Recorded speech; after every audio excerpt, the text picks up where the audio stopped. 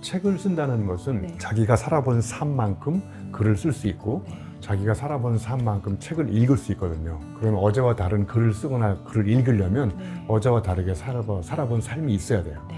그래서 저는 아주 정말 지금 생각하면 감사하다고 생각해요. 저의 과거에 대해서. 용접하다가 너무 힘드니까 이렇게 하늘을 이렇게 봐요. 이제 눈물이 나면 이제 이렇게 눈물이 다시 들어가게 뭐 이런 것도 해보고. 그다음에 사하라 가서 마라톤을 뛸 때 사하라 하늘을 보니까 내가 용접했을 때 개포동의 밤하늘하고 사하라의 밤하늘이 또 다른 거예요. 똑같은 밤하늘인데 내가 어떤 경험과 아픔을 갖고 있는지에 따라서 밤하늘이 다 다르게 채색됐다는 것도 알게 됐어요.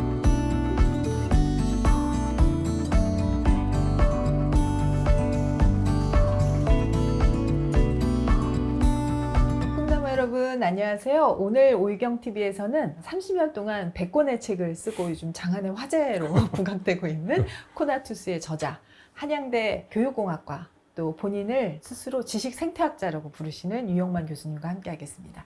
교수님 안녕하세요. 네, 반갑습니다. 네. 교수님 저희 안 지가 진짜 오래됐잖아요. 그러게요. 한 20, 30년 됐나요? 20, 30년? 이런저런 인연으로 네. 끊어지지 않고 이렇게 오랫동안. 그러니까요.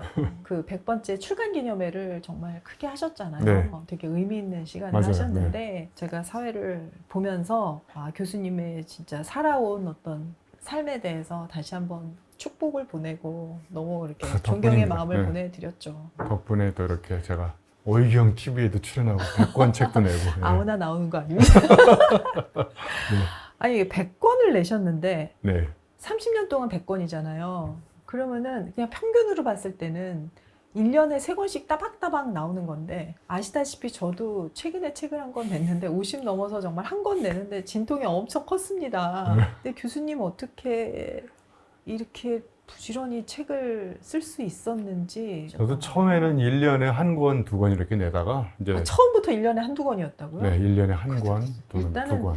다르셨구나 능력이. 이게 숙달이 되니까 네. 책 쓰는 요령도 생기고 네. 그러면서 이제 이렇게 책 쓰는 게 많아졌는데 여러 가지 비결 중에 하나는 저는 읽고 쓰는 거를 구분하지 않고 읽다가 와 저거 좋은 문장이다 그러면 캡처해가지고 네.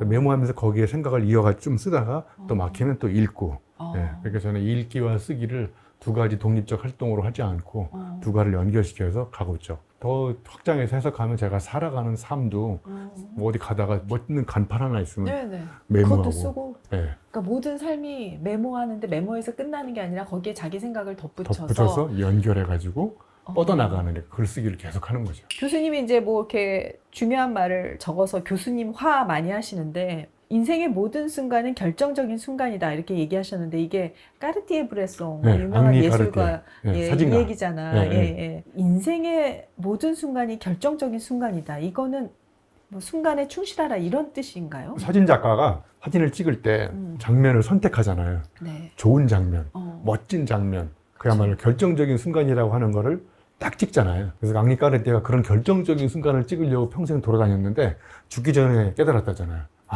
내가 살아온 모든 순간이 다 결정적인 순간이었구나.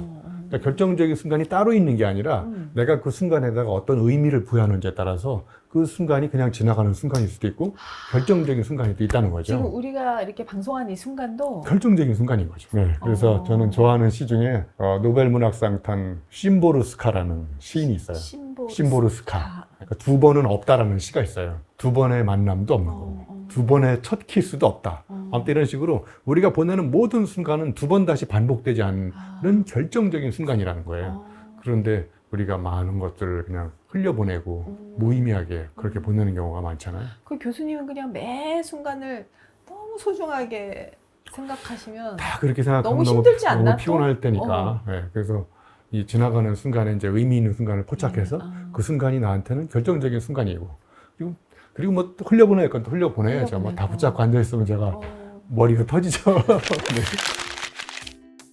네. 교수님한테 저도 책 한 권 내기 전의 일이에요. 이렇게 내고 싶은데 어떻게 해야 될지 모르겠는 거예요. 한번 제가 요령을 여쭤본 거예요. 교수님 어떻게 하면 책을 이렇게 많이 내실 수가 있어요? 언제 시간이 있으셔서 그렇게 하세요? 여러 가지를 하면서 네. 그랬더니 PPT를 저한테 보여주셨어. 네. PPT가 진짜 수천 장이 있으신 거예요. 생각날 때마다 그냥 맞아요. 메모가 아니라 PPT로 만들어 놓으시더라고. 그러니까 저는 책도 보지만 영화도 보면서 명대사 같은 거 이렇게 또 PPT를 만들어 놓고 네. 책에도 명대사 인용하고 강의할 때도 또 인용하고 그러니까 뭐 일거양득 일타다피 뭐 이렇게 한 번에 여러 가지 방법을 동시에 하는 것들을 많이 알게 된 거죠. 일을 여러 가지를 한 번에. 한 번에 책도 한 번에 한 권이 아니라면서요. 두세 권씩 이렇게 동시에. 참, 사람들이 그게 제일 궁금해할 것 같아요. 네, 그러니까 어떻게 이제 이렇게 능률적으로 일을 하실까? 저는 이제 문제의식이 뭐냐면 책 쓰기라는 게 써보셔서 아시겠지만 이게 무슨 테크닉과 기법의 문제가 아니라 저는 첫 번째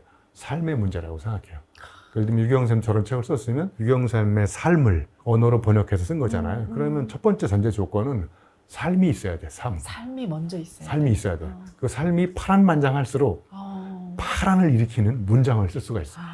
그래서 일부러 파란 만장을 막 만드셨잖아요. 만드는 거죠. 그치, 엄청나게 만드셨죠, 파란 어디? 만장을. 사건 사고를 일부러 막 일으키기도 하고. 야, 교수님 사하라 횡단하다가 사람 포기하셔가지고. 횡단하다 포기해가지고 또 세계적인 명언을 남기고 그러니까. 왔잖아요. 절대로 포기하지 마라 이런 말을 절대로 쓰지 마라. 네.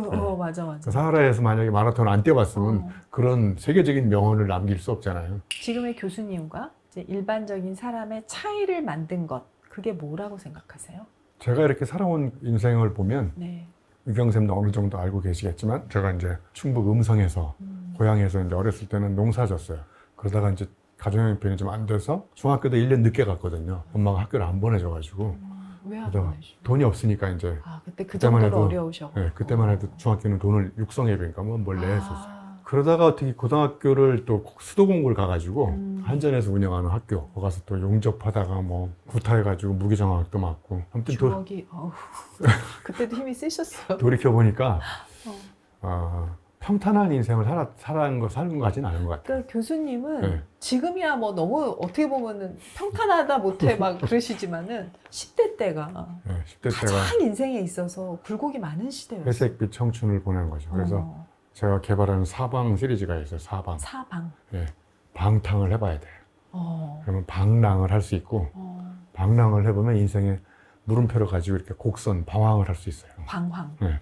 그런데 방황을 해본 사람만이 인생의 느낌표, 방향을 찾을 수가 있어요.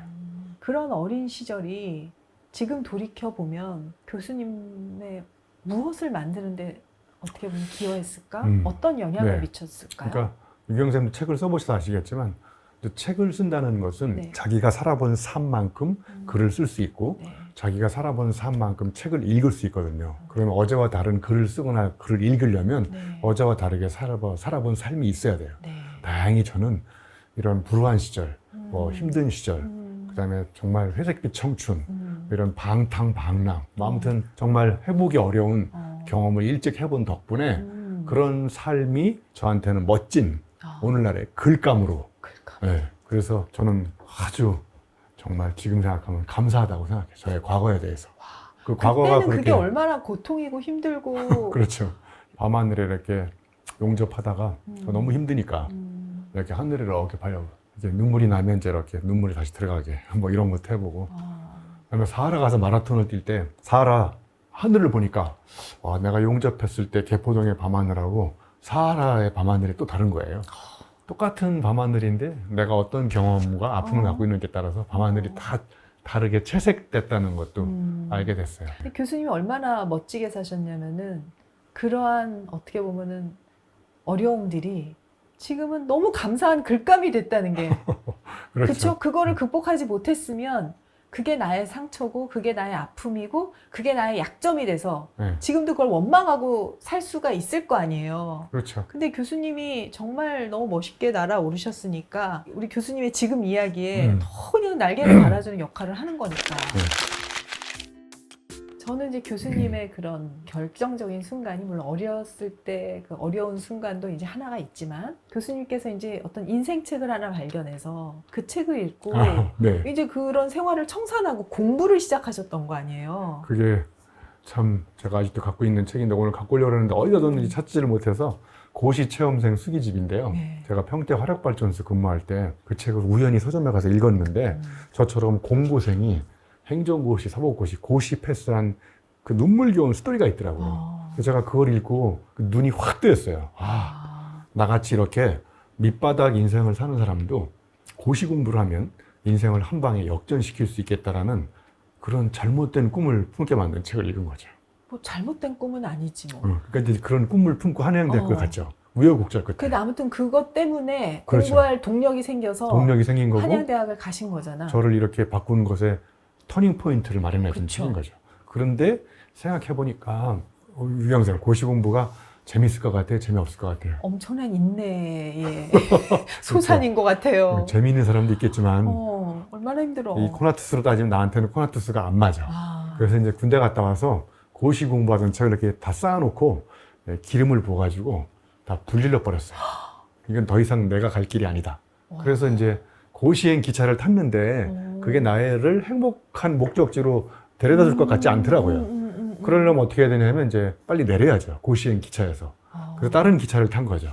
그래서 고시 공부 책을 포기하고 나서 다 불질러 버린 다음에 그때부터 제가 재미있는 책을 엄청나게 읽었어요. 그래서 9시에 일어나고 이거 한 4시간만 10년 동안 책을 진짜 어마어마하게 읽었어요. 10년이나? 네. 그러니까 그런 한 시기가 또 이렇게 방향 전환이 되니까 또 새로운 노선이 생기고 거기에 나의 코나투스가 이제 진짜 내가 책을 읽고 책을 쓸 수 있는 나의 내면의 에너지가 이제 있다는 걸 이제 뒤늦게 정말 알게 된 거죠. 교수님이 이제 어떻게 보면 공부를 하게 만들어준 책이 있었고 고시 공부를 포기하고 네. 이게 내 길이 아니다라고 판단하고 선택한 그 순간이 아주 기가 막힌 터닝 포인트네요. 터닝 포인트였죠. 그러니까 연속으로 2번을 너무 좋은 결정을 내렸네요. 그렇죠. 그리가 쉽지 않을 텐데. 그래서 진짜 용기는 하려고 하는 용기도 필요하지만 포기하는 용기.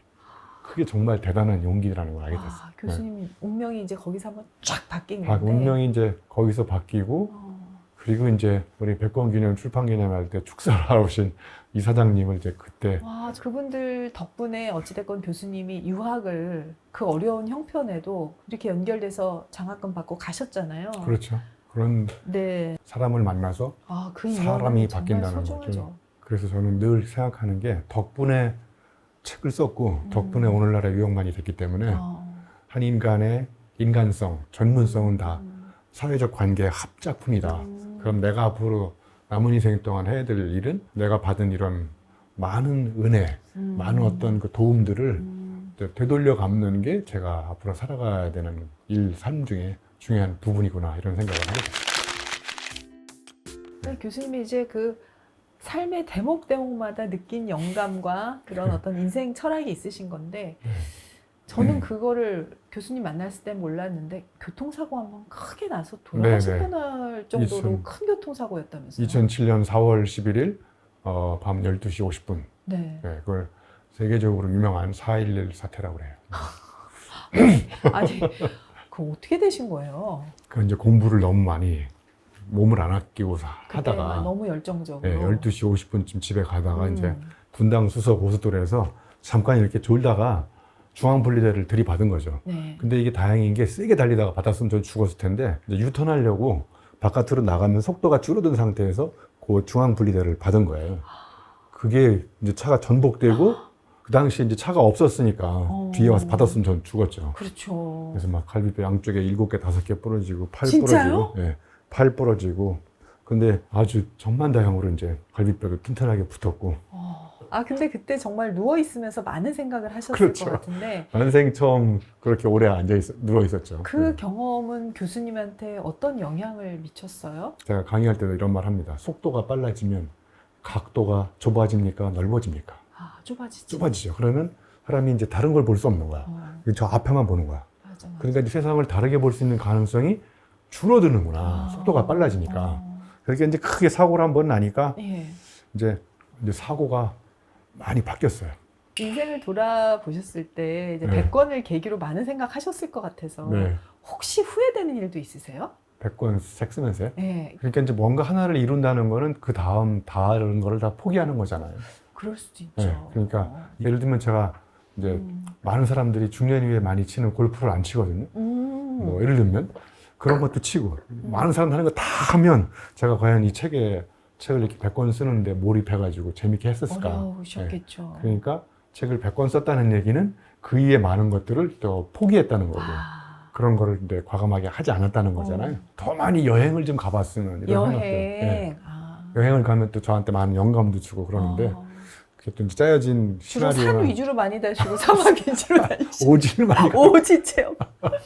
교수님 이제 어떻게 보면은 인생 절반을 도루다고 우리가 생각할 수 있는데 앞으로 인생에서 전반기 인생이 아닌 후반기 인생에서 교수님이 가장 중요하게 생각하는 삶의 가치는 뭔가요? 우리가 후반전에도 취직을 할 수도 있잖아요. 네. 예?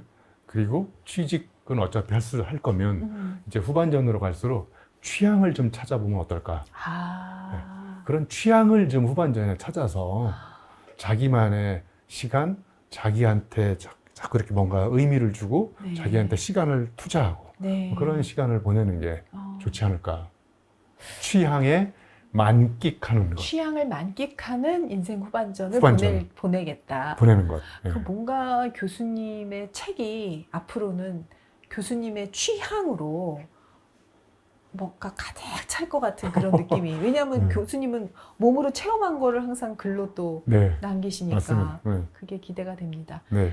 또 교수님의 코나투스 그 정말 어떤 내적인 어떤 열망? 아까 그 욕망? 네. 그것을 자기만의 욕망을 가지고 자기만의 삶을 가지고 목적보다는 취향으로 예, 네. 그래서 내 모습을 드러내는 예, 그런 자기답게. 삶을 자기답게 사는 삶.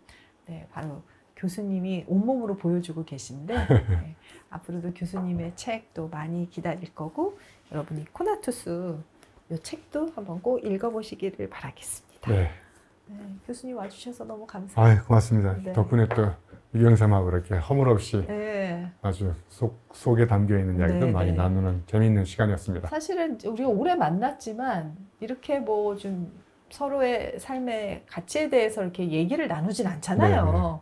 오늘 이런 기회를 마련해서 비로소 유영만 교수님을 제가 그래도 제대로 좀 아는 기회를 만든 것이 저에게는 큰 고맙습니다. 기쁨입니다. 교수님, 그러면 우리가 지난 시간에 교수님이 직접 만들어주신 좋아요, 구독, 알람 설정으로 마무리하도록 하겠습니다. 꿈나무 여러분, 오늘 오유경TV 좋으셨으면 좋아요, 구독, 알람 설정 부탁해요. 고맙습니다. 고맙습니다.